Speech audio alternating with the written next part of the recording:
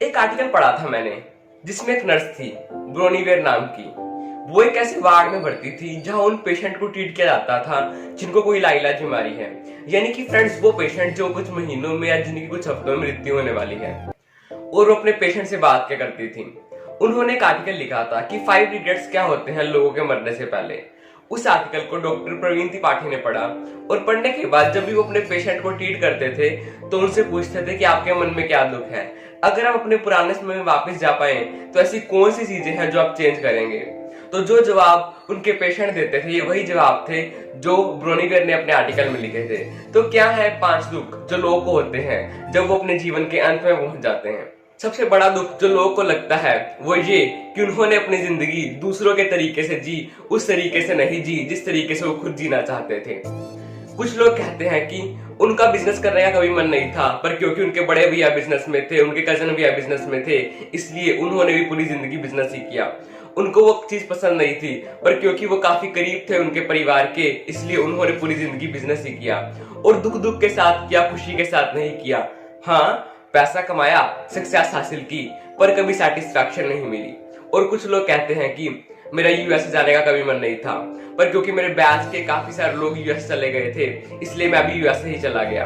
पर अगर मुझे जिंदगी में वापस मौका मिला तो मैं यूएस नहीं जाऊंगा, हिंदुस्तान में ही रहूंगा। और कुछ लोग कहते हैं कि मैं गांव से शहर आ गया क्योंकि मुझे डर था कि अगर गांव में रहा तो कहीं नौकरी में पीछे ना छूट जाऊं, पर अगर मुझे वापस जिंदगी में मौका मिला तो मैं अपने गांव में ही रहूंगा, शहर में नहीं आऊंगा। और कुछ लोग कहते हैं कि मुझे गाना गाने का बहुत शौक था, मुझे गाना बजाने का बहुत शौक था, पर इस बात को टालते रहे और लोग जिस तरह से जिंदगी जी रहे हैं भाग दौड़ की, उसी तरह से जीते रहे। और जब ये लोग जिंदगी के आखिरी पड़ाव पर पहुंच जाते हैं तो अक्सर कहते हैं कि हमने तो वो जिंदगी जी ही नहीं जो हम जीना चाहते थे, और ये उनकी जिंदगी का सबसे बड़ा दुख होता है। दूसरा दुख जो खास करके जेंट्स में होता है वो ये कि हमने तो अपनी जिंदगी में ज्यादा ही मेहनत की, जितनी ही करने की जरूरत ही नहीं थी। अपने परिवार के साथ टाइम स्पेंड नहीं किया जितना ही करना चाहिए था। बच्चों को बड़ा होते नहीं देख पाए जितना कि देखना चाहिए था। वाइफ के साथ टाइम स्पेंड नहीं किया जितना ही करना चाहिए था। और जब ये लोग अपनी जिंदगी के आखिरी पड़ाव पर पहुंच जाते हैं तो इन्हें रियलाइज होता है कि टाइम तो लिमिटेड ही है, या तो सक्सेस पाने के पीछे भागने में गुजार दीजिए या फिर उन चीजों में जो कि ज्यादा इंपॉर्टेंट है। ये लोग कहते हैं कि जब मैं एक पर्टिकुलर लेवल पर पहुंच जाऊंगा, एक पर्टिकुलर इनकम लेवल पर पहुंच जाऊंगा तो बाद में अपनी पर्सनल लाइफ को टाइम दूंगा। पर इन्होंने पाया कि जैसे जैसे इनकम लेवल बढ़ता गया, गोल और ऊपर ऊपर शिफ्ट होते गए और पर्सनल लाइफ को टाइम देने का टाइम कभी मिल ही नहीं पाया। तीसरा दुख जो लोगों को होता है वो ये कि वो अपने इमोशंस को एक्सप्रेस नहीं कर पाए, अपनी फीलिंग्स को दूसरे लोगों को बता नहीं पाए, शर्म की वजह से, झिझक की वजह से या फिर डर की वजह से। कुछ लोग कहते हैं कि वो अपने फादर से बहुत प्यार करते थे, अपने मदर से बहुत प्यार करते थे, पर कभी उन्हें बता नहीं पाए और वो लोग इस दुनिया से चले गए बिना बात सुने। कुछ लोग अपने नेगेटिव सेंटीमेंट्स भी एक्सप्रेस करते हैं जो कि खराब मैरिज में है, खराब शादी में है।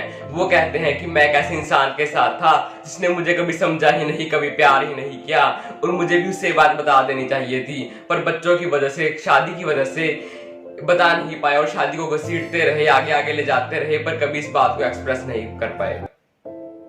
चौथा दुख जो लोगों को होता है वो ये कि उन्होंने अपने दोस्त छोड़ दिए। मेरे जो दोस्त थे जिन्हें बचपन से जानता था, कॉलेज टाइम से जानता था, जिनसे तब दोस्ती हुई थी जब पैसे की कोई वैल्यू नहीं थी, कॉन्टैक्ट की कोई वैल्यू नहीं थी, ओहदे की कोई वैल्यू नहीं थी, जो बिल्कुल सच्ची दोस्तियां थी, उन्हें इग्नोर कर दिया। हम जिंदगी में आगे भागते गए और लोग पीछे छूटते गए।